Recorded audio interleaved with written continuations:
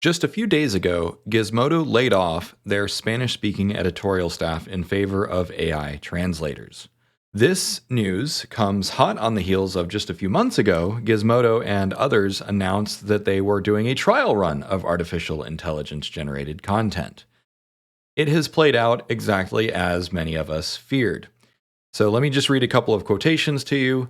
So, first, from the most recent article, Gizmodo owner Geo Media shut down and laid off editors of its Spanish language site Gizmodo en Español and is now using AI to translate articles.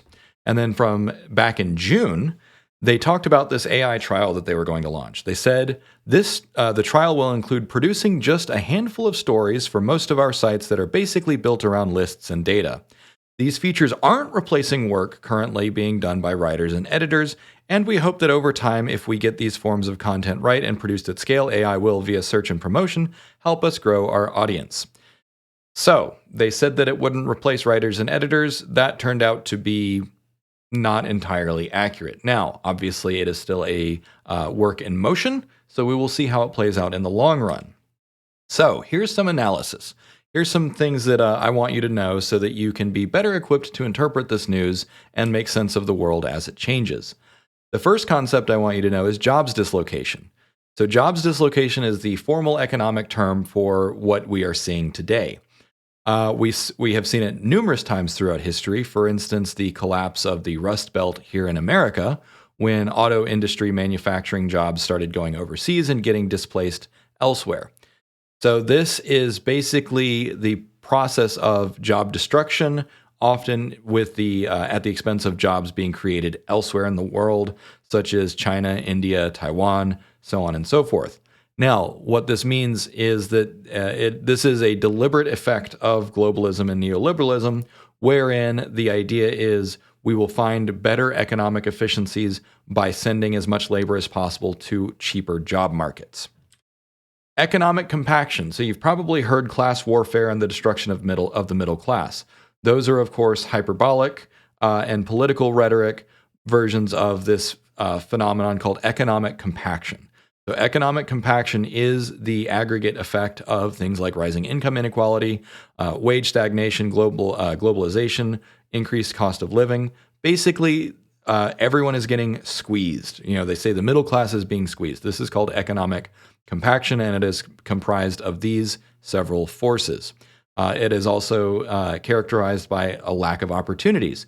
All the jobs are taken, all the good jobs are taken, and new good jobs are not being created.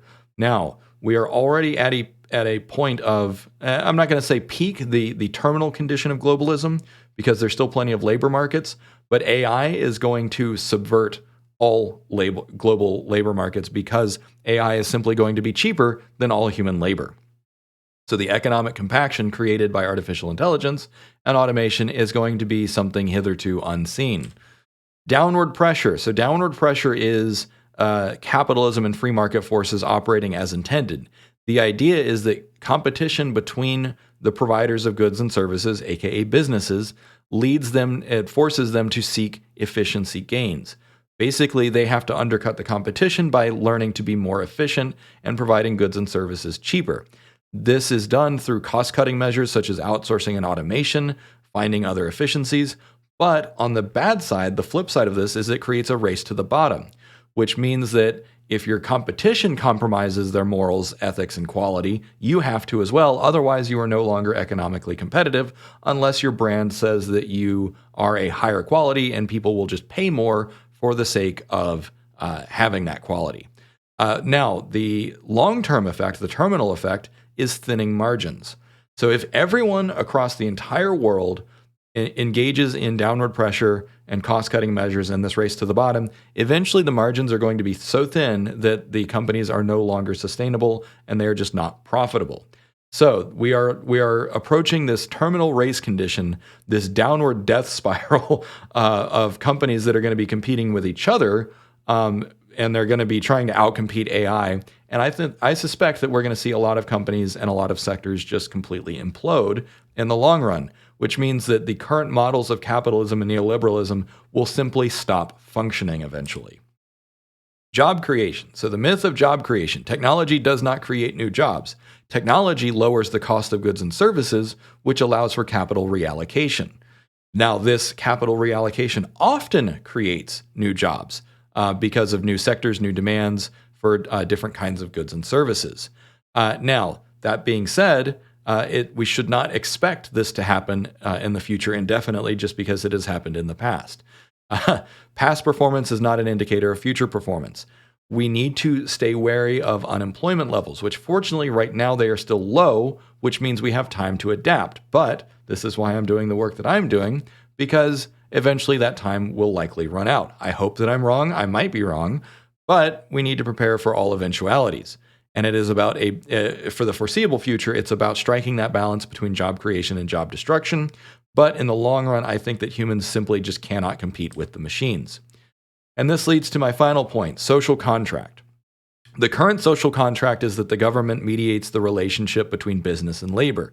However, labor's power is diminishing. If you just don't need human labor at all, human labor has no power. This is due to technological disruption, again, AI and automation. We will need to update our policy and our social contract accordingly.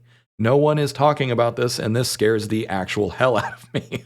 We need to be talking about renegotiating the social contract where the government is no longer mediating the relationship between business and labor, but between business and all citizens.